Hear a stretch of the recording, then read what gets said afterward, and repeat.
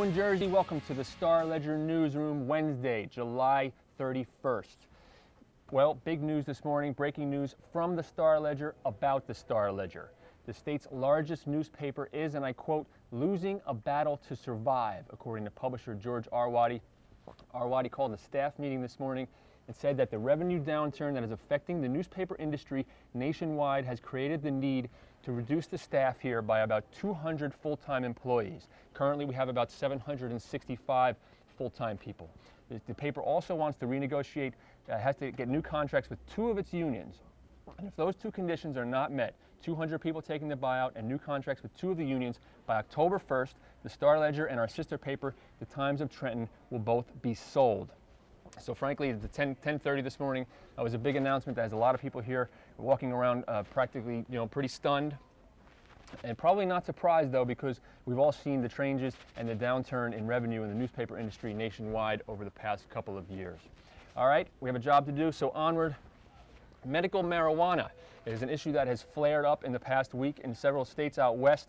It's legal in about 12 states, the use of medical marijuana, but it is against federal law. And in the past week, the feds have raided a couple of dispensaries in Washington and also in California, and that has led to calls in Congress for the feds to back off. Now here in New Jersey, we have had a bill proposed, and twice the state legislature and committee has considered it and then backed off, worried that the use of medical marijuana, by legalizing that, it would also lead to greater use in the population in general. But there continues to be a significant number of people here in New Jersey, a lot of them with cancer and multiple sclerosis, who continue to use it and say it's the only thing that gives them relief from their illness. I caught up with one of them for his story. Here's the video.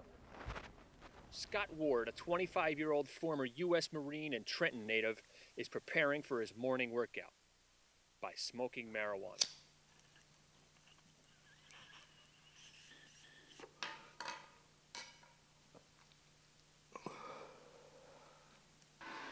Ward has multiple sclerosis, and before he began using marijuana to alleviate the pain and other symptoms, there were days when he couldn't brush his teeth and stretches of time when he couldn't get out of bed.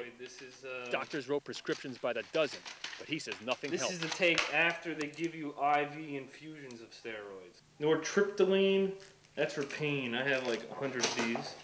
This is one I hallucinated at work while I was taking it because I started talking about animals or the zoo or something when I was on it. Ward says only pot helped. A puff or 2 a day, sometimes less, as his doctor recommends. It allows me to function as I did before I had MS. Now without it, I might be back in my bed unable to move. But now, Ward lives in constant fear of being arrested. He quit his last job, unable to smoke at the office and racked by pain without it. So he volunteers at this Elizabeth Soup Kitchen. Headed to Seton Hall Law School in the fall, he's become one of the most vocal supporters of a bill that would make New Jersey the 13th state to legalize the medical use of marijuana. I'm not going to stop using it, regardless whether it's illegal or not, because it's medicine, and I'm using it for my health. I have to be crazy not to use it. I've never had a criminal record. I'm a veteran of the Marine Corps. I graduated high honors from Rutgers, and now all of a sudden I'm public enemy #1 because I don't want to be sick all day. It makes no sense. All right, the Giants and Jets are both in training camp. It's August, and the teams are there sweating it out.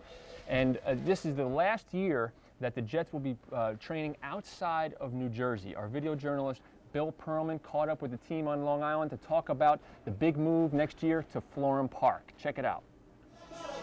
The New York Jets have held training camp at the Hofstra since 1968. We reach out to Jersey fans when we've been on Long Island. So it's bittersweet, I'm sure, but I think we're excited about it.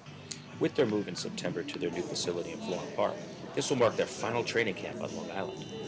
So when the Jets break camp at the end of next month, they'll be packing up after 40 years.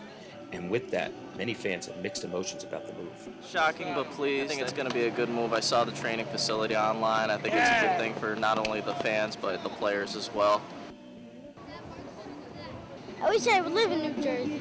So, personally, I'm kind of relieved because I make the journey once a year, and it's going to be about 10 minutes from where I work now, so I can take some long lunch breaks next year and enjoy some sun and see the team. All right, and for Giants fans like me, in the interest of equal time, we also have our Giants beat writer, Mike Garofolo, who checked in through video this morning with us from the Giants training camp, and you can catch that on the Ledger Live blog page, which is NJ.com/LedgerLive. All right, now we're going to wrap things up by taking a look at the comments coming in on our NJ.com news blogs, and it is the story about the Star Ledger buyouts that's drawing some comments here. Dr. Phil says, "Why buy the paper when the internet carries the news? We used to read in the Star Ledger." That is certainly one of the trends that's affecting newspapers, has been the rise of the internet. Another shorter, a little more powerful comment by No Hesitation, who says simply, "Wow."